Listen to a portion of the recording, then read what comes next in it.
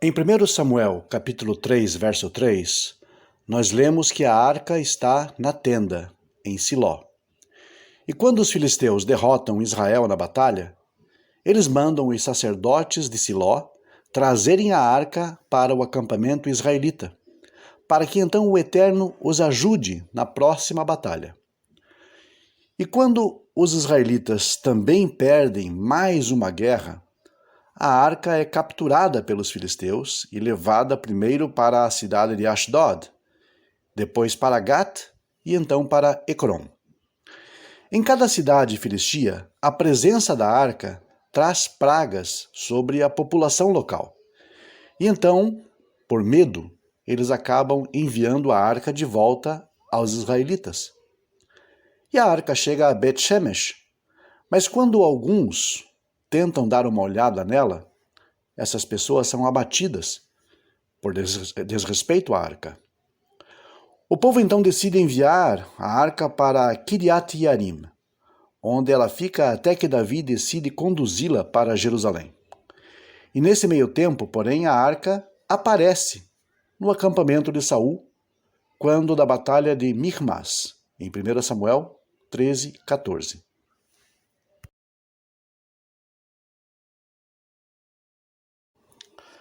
A batalha de Michmas começa quando o filho de Saul, Jonatas, mata o governador filisteu em Gebá. Saul descobre que Jonatas deixou o acampamento e presumivelmente está atacando os filisteus. Antes de Saul se juntar ao ataque, ele quer saber o que está acontecendo no acampamento filisteu.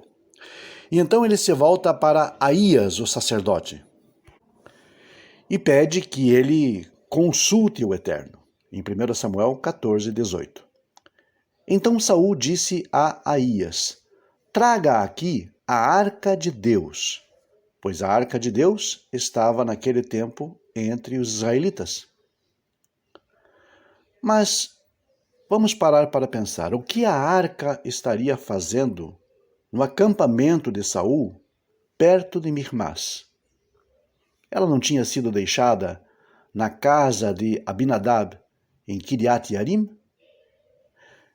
É provável que o súbito aparecimento da arca nesta história tenha incomodado algum antigo escriba, fazendo-o acrescentar uma glossa ao texto, explicando que a arca de Deus estava naquele tempo entre os israelitas.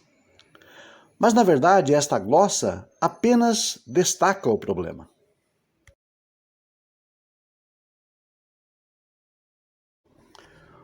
O tradicional comentarista bíblico Malbim argumentou que realmente a arca não tinha casa fixa e estava sempre em movimento.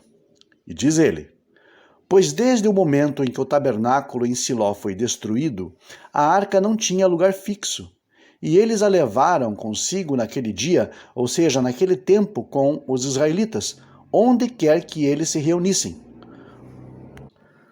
Portanto, quando eles foram a Gilgal para renovar a monarquia, trouxeram a arca com eles, e quando Saul partiu de lá para Gibeá, eles a levaram também. Porém, esta interpretação do Malbim contradiz o significado simples da história, que afirma que a arca permaneceu em Kiriat Yearim como sua morada permanente, até que Davi a levou para Jerusalém. Uma abordagem alternativa, sugerida por Aryeh Bartal, David Sumara e outros, é que pouco antes da batalha, Saul enviou ordens a Kiriat Yearim para que de lá então trouxessem a arca ao campo de batalha, devolvendo-a para lá após a sua vitória.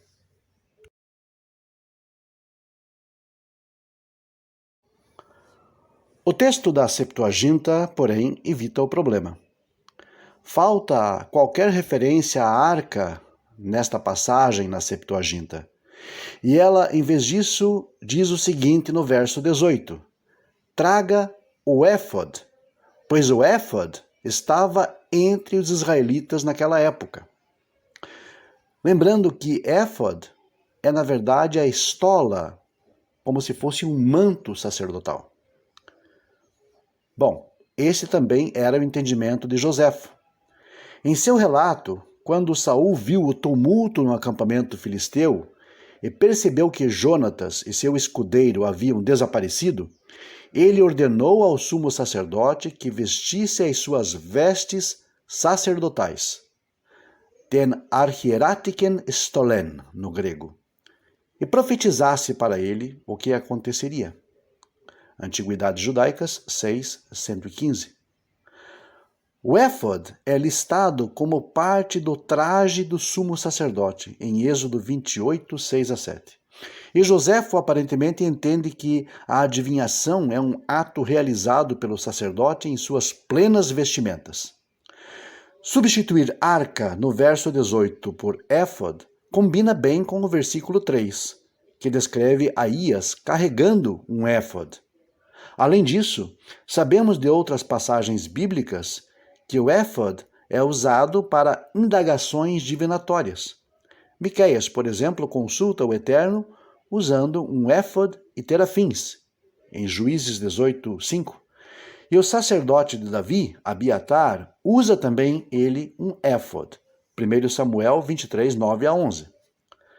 Vários estudiosos modernos sugeriram que a Septuaginta representa o texto original, sendo que o texto massorético seria então uma corrupção de escribas. Porém, esta solução vai contra o princípio de lectio difficilior potior, que a leitura mais difícil é também a mais forte.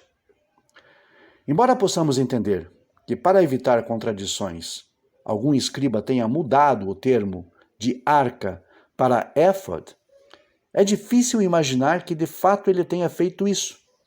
Afinal, a arca não foi mencionada anteriormente no texto. E a palavra éfode, que é a estola, o manto sacerdotal, e arca, Aron, nem mesmo parecem ou soam semelhantes no hebraico. Assim, devemos levar a sério a probabilidade de que o termo arca seja a leitura original mesmo, e fazer todos os esforços para entender isto.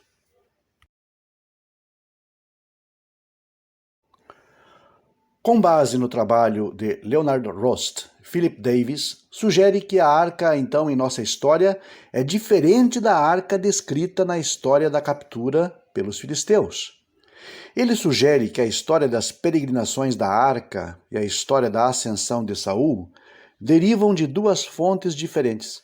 E, portanto, o autor da história de Saul não está ciente da tradição de que a arca foi capturada na batalha de Ebenezer, ou que deveria estar em qualquer outro lugar que não fosse ao lado do rei israelita. Davis argumenta que o éfode, a estola sacerdotal mencionada na história dos juízes, Saul e Davi, é uma espécie de arca. Originalmente, segundo ele, onde quer que vejamos éfode na história de Samuel, originalmente se dizia arca. Mas o editor de Samuel mudou todas essas menções para éfode, para evitar a contradição com o relato de que a arca permaneceu em Kiriat Jearim até que o rei Davi a trouxesse para Jerusalém. 1 Samuel 14:18, então, seria o único lugar em que o editor involuntariamente teria deixado o próprio termo original. Embora essa explicação talvez justifique o salto de éfode para a arca em 1 Samuel 14, ela vai muito além da evidência textual. No Talmud de Jerusalém, um sábio tanaítico pouco conhecido chamado Rabi Yehudá ben Laquish sugere que havia duas arcas diferentes nos tempos bíblicos, conforme registrado em Sotá 8.3 e Shkalim 6.1. Rabi Yehudá ben Laquish disse: duas arcas acompanharam Israel no deserto, uma em que estava a Torá e a outra na qual estavam os pedaços das tábuas. Aquela em que a Torá estava foi colocada na tenda do encontro, como está escrito: a arca da aliança do Senhor, e Moisés não havia saído do acampamento. Números 14:44. E aquela outra em que estavam os pedaços das tábuas, ia e vinha com eles o tempo todo.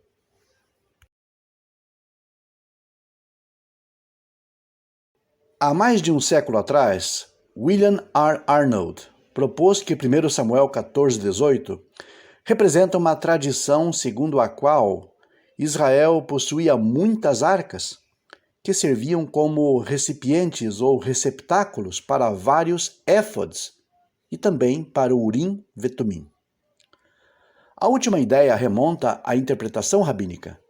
O Targum Yonatan traz no verso 18 a palavra arca, mas traduz a frase no próximo verso para Esof Yadecha, retire sua mão, como Kriv Efodá, traga o éfod. O Targum está aqui sugerindo que os instrumentos do sumo sacerdote eram armazenados dentro da arca. Esta é a interpretação dominante nos comentaristas medievais. O Radak, por exemplo, diz: trazei a arca de Deus, isto é, o éfod e o Urim e o Tumim, que acompanhavam a arca de Deus. O que Arnold acrescenta a esta visão antiga é que não estamos falando de uma arca com um conjunto de objetos divinatórios sacerdotais, mas de várias arcas com vários conjuntos de tais objetos. A visão de Arnold pode ser apoiada quando olhamos para a realidade histórico-arqueológica do início da Idade do Ferro, quando por volta do século XII ou XI, antes da Era Comum, as tribos se assentavam em diversos vilarejos, sem nenhum poder central. Havia ainda vários locais de culto regionais e sub-regionais. Mispá, Betel, Manre, Gilgal, Monte Ebal, etc. Vários instrumentos de culto, como altares de pedra, pedras em pé e estatuetas foram encontradas em muitos dos locais escavados e pesquisados.